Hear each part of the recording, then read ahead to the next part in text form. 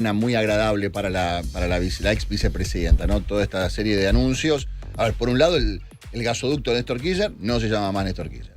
Ayer la condenan a Cristina en segunda instancia, más allá de todos los procesos abiertos que tiene, y hoy anuncian que van a dar de baja esta jubilación de privilegio, esta cosa de que cobraba una pensión más una jubilación. Nadie puede cobrar esos dos beneficios, salvo ella, que mágicamente, en los últimos 15 minutos de su gobierno, lograron aprobárselo en tiempo récord.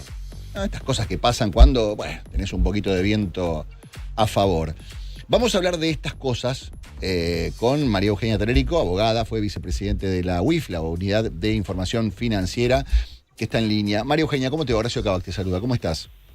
Muy bien, buenos días, Horacio. ¿Cómo están ustedes? Bien, muchas gracias por dedicar un rato de tu tiempo para conversar un rato con nosotros. Bueno, te quiero preguntar con respecto a esto último que acaba de conocerse, ¿no? Este anuncio de que a Cristina se le da de baja la jubilación. ¿Me puedes explicar un poquito por qué es irregular y por qué se lo habían aprobado? Bueno, lo que pasa es que, primero, como dijiste, ¿no? ¿Por qué no se la sacaron? Hace tiempo se la tienen que haber sacado, un trámite que está judicializado, porque hay una ley que prohíbe que recibas los dos beneficios simultáneos una sola persona. Sí. Está prohibido. Pero ellos lograron un dictamen cuando Alberto Fernández, el gobierno de Mauricio Macri, se la había sacado, gozaba una sola de las jubilaciones. Cuando Mauricio Macri asume el gobierno era solo eso, pero cuando volvió Alberto Fernández, con un dictamen de Zanini, que lo hacen valer el ANSES, le devuelven este privilegio ilegal. El caso lo tiene el juez federal Ariel Lijo, de hecho, cuanto al planteo de la ilicitud, y hay un planteo en la Corte. Así que, bueno, en buena hora que el gobierno ha tomado la decisión, hoy la ANSES depende de esta decisión del gobierno y se va a poder corregir para que obviamente no tenga el privilegio que está prohibido por la ley, esencialmente. Así sí, que, claro. Bueno, en buena hora. Hora. Y escúchame, yo no es que quiera que descrea de la justicia, pero me imagino que esto va a ser judicializado y vaya a saber uno qué presentan en el medio y pueden impedir que den de baja este beneficio. Contame un poquito cómo es la interna de la justicia, qué pasa cuando surge esta clase de planteos. No, yo creería que la decisión la va a tomar la ANSES y cuando le restringe, va a restringirle uno de los beneficios y después eventualmente es al revés. Ahora, en lugar de estar percibiéndolo, obviamente se le va a reducir a lo que es legalmente viable y lo judicializa, bueno, eventualmente discutirá y lo hizo Vudú también, ¿no? Sí, claro, que la verdad que tienen como una jubilación honoraria, además, un condenado también por la justicia, que judicializó y creo que le dieron un retroactivo también en la época en que volvió Alberto Fernández al gobierno. Claro. Esto es un poco lo que decís también, ¿no? Jueces que a veces funcionan a la par de lo que pasa en la política, lamentablemente, pero bueno, es una buena noticia porque eventualmente ahora le quedará uno solo de los beneficios que tiene derecho a percibir y el otro eventualmente se judicializará y esperemos que no vuelvan al gobierno para volver a hacer las cosas que hacen con el dinero público, ¿no? Claro. ¿Y hay algún reclamo que se pueda llevar adelante para recuperar lo que cobró en forma irregular o ya está, o ya perdida esa guita? Sí, podría ser. La verdad que Graciela Ocaña en esto es la que ha hecho todo el planteo en la Corte y no sé si es ella la de la denuncia también en el Juzgado Federal. Es la que sigue, digamos, día a día este asunto y probablemente se le pueda reclamar lo percibido en la medida que los argumentos por los que se lo sacan digan que fue ilegal. Si simplemente, bueno, a partir de hoy no, eso no te da letra por ahí para hacer planteos de reclamos por el pasado. Si la resolución dice que todo lo que percibió fue contrario a la ley, bueno, ahí te habilita obviamente a reclamarle, ¿no? Bien. Te quiero consultar con respecto a la condena, a esta condena en segunda instancia a Cristina Fernández de Kirchner. Hoy hablábamos con Luis Gallulla con respecto a la visión que tenía él de la condena, lo que a mí me parecía, yo desconozco de leyes absolutamente, a veces apelo un poquito al sentido común, pero a veces el sentido común o lo que uno interpreta que es el sentido común no tiene que ver con lo legal. ¿Qué visión tenés con respecto a este fallo? Bueno, el fallo, por supuesto, lo celebro en el sentido de que por fin la Cámara de Casación, después de bastante tiempo, se pronuncia confirmando la condena. El doble conforme haría que, por ejemplo, si se avanza en el tratamiento de la ley de ficha limpia, quede inhabilitada para poder competir en las elecciones o ocupar cargos públicos, porque al ser condenada por el delito de defraudación a la administración pública, el Código Penal te dice que le aplicás esta inhabilitación que se le aplicó y más allá de esa inhabilitación, que es solo se va a hacer efectiva si la Corte le confirma el fallo, por la ley de ficha limpia, ella podría quedar inhabilitada para competir. Entonces lo celebramos después de 14 años, porque obviamente el kirchnerismo siempre intentó, cuando vuelve al poder, provocar todo tipo de demoras para evitar ser juzgados, con lo cual obviamente este es un triunfo finalmente de tantos jueces y de tantos fiscales que durante años resistieron esos embates y esas persecuciones y llegaron a tener este resultado.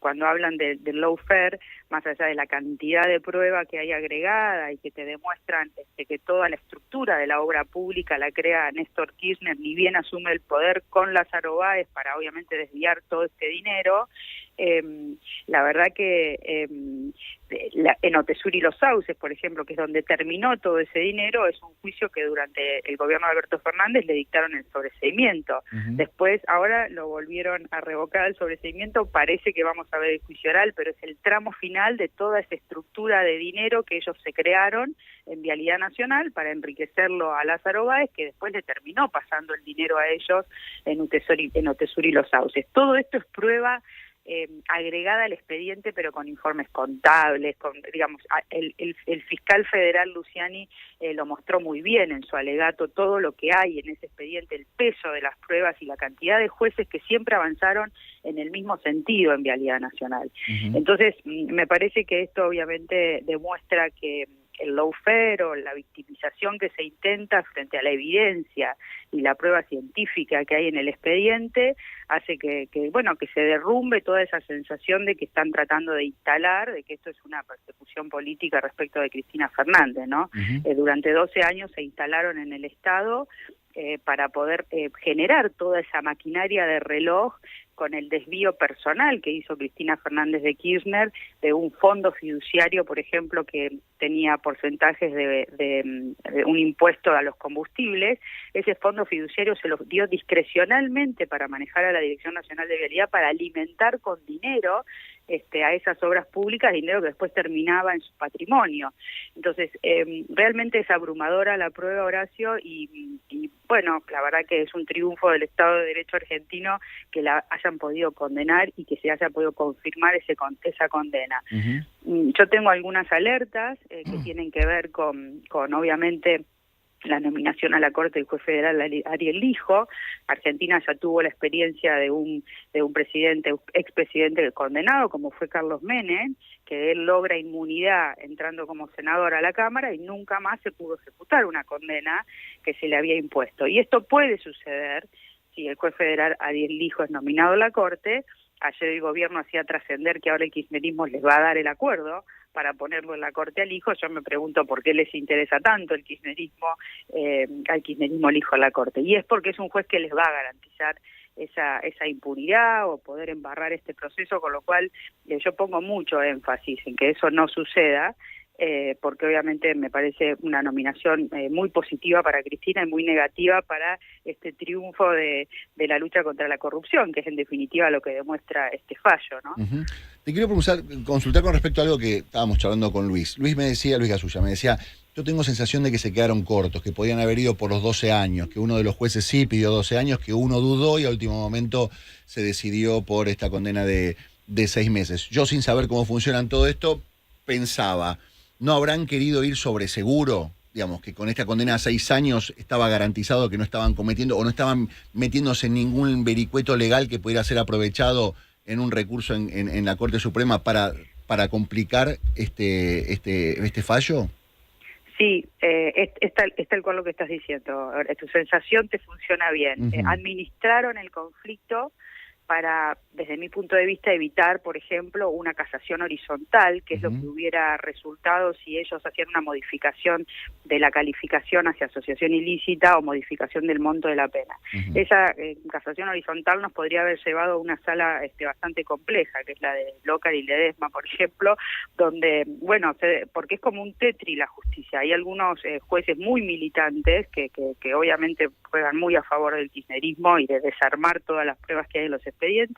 Entonces se administró el conflicto con un fallo razonable, aunque con gusto a poco, porque la defraudación juzgaron que los 3 periodos presidenciales, las 51 obras públicas, cada uno con sus problemas ilícitos, fueron como una única administración fraudulenta para poder aplicar la pena de 6 años. Y acá los fiscales, no solamente el voto en disidencia que decía que era asociación ilícita, y lo mismo en el Tribunal Oral el doctor Basso, pero los fiscales siempre han argumentado muy bien la existencia de la asociación ilícita y la necesidad de que la pena ascienda a los 12 años de prisión. Y esto va a sostener probablemente el Procurador General de la Nación también, con lo cual que no nos llame la atención que en los próximos días esa figura, la del Procurador General, empiece a hacer carta de negociación con el kirchnerismo, porque es muy probable, por las pruebas que hay en el expediente y además por la postura de sus propios fiscales, que el Procurador General le pida esto a la Corte, el agravamiento de la condena de Cristina y la calificación de asociación ilícita. Entonces, los dilemas de lo que nos parece poco lo va a resolver la Corte. Lo único que ha quedado afuera de discusión, desde mi punto de vista también de una manera muy equivocada, es debido el ministro del área, porque más allá de que el fallo dice que había mucha conexión entre Cristina Báez y López, el de que revolvió los bolsos, ¿no?, el secretario de Obras Públicas, el ministro de Planificación sabía perfectamente, frente a las denuncias de Elisa Carrió, los informes de la Auditoría General de la Nación en su momento de Leandro Dupuy, una persona extraordinaria que señalaba todas las irregularidades que había, y lo mismo un gobernador de Santa Cruz que había renunciado por el escándalo de obra pública, como fue Acevedo. El ministro de Obras Públicas tiene el deber penal de evitar que los daños se sigan sucediendo y que la corrupción que se estaba denunciando siguiera como si nada sucediera. Es tu área, o sea, están todos debajo de tu estructura de organización. Entonces lo han dejado afuera, desde mi punto de vista también administrando un poco que el fallo no tenga tantas aristas por ahí para discutir, pero es inexplicable que el ministro de Vido esté fuera de esta condena también. Bien. ¿Sabés qué? Quiero volver al principio de esta charla que tuvimos con respecto al anuncio de hoy, porque acabo de recibir la comunicación oficial y no es que le dan de baja la jubilación para que cobre la pensión, le dieron de baja todo, pensión y jubilación. La comunicación es: el beneficio previsto por la ley 24018 para expresidentes y ex vicepresidentes de la Nación es una designación que no tiene carácter contributivo y se otorga con carácter excepcional y extraordinario como contraprestación al honor, el mérito y el buen desempeño en el cargo. La señora Cristina Kirchner fue condenada por la Cámara de Casación Penal en la causa Vialidad como autora del delito de administración fraudulenta, por lo que representa lo contrario al honor, al mérito y al buen desempeño. Bueno, yo tengo entendido que la pensión honorífica es la de Vudú, entonces que vayan por él también. Me parece que una de las pensiones de Cristina Fernández como expresidenta no tiene sustento en el honor y el mérito, sino que tiene que ver con otra naturaleza, no debe decir que sí, las mismas naturalezas que tengan las jubilaciones de quienes han aportado toda la vida, pero que es una disposición legal de jubilaciones a expresidentes. Entonces, no sé la naturaleza, digamos, si los argumentos esos, así como están dados, son tal cual. Yo sí sé que legalmente no puede tener la pensión del marido y la jubilación, claro, y que esta jubilación es como expresidente y que no tiene la naturaleza del mérito y del honor como sí tiene la de Vudú. Claro. Así que bueno, vamos a ver, porque si esto es así, obviamente lo judicializan en un minuto sí, a claro, esto, porque además tendría razón. Así que bueno, vamos a ver cómo sigue. Vamos a ver cómo conflicto, continúa, ¿no?, todo esto. Pero bueno, abriendo un poquito la información nos enteramos que pasa esto. Digamos, la orden del gobierno es dar de baja los 2 beneficios. Hay que ver si, yo la verdad no vi si hay si en el proceso que se investigó se investigaron hechos durante el gobierno de Néstor Kirchner, por lo que también le quitarían el mérito de esa jubilación que ella percibe a través de la pensión. Ella percibe una pensión por un gobierno de su marido que también parece estar comprometido con alguna cuestión vinculada a la corrupción. Néstor Kirchner fue el que ideó todo este programa, esta estructura de corrupción. Lo que sucede es que muerto se extingue la acción penal, entonces desde el punto de vista penal no vamos a tener juicio de valor respecto de él. Claro. Después, quizá decir también, hoy hay una nota muy importante, me parece, de Diego Caut, que me parece importante destacar, porque junto a la cuestión del hijo, están manteniendo, o sea, estamos dando una muy buena señal en la lucha contra la corrupción con un fallo como es terminar con la impunidad de Cristina y obviamente desarmar muchísimas cajas que estamos viendo que este presidente no está desarmando.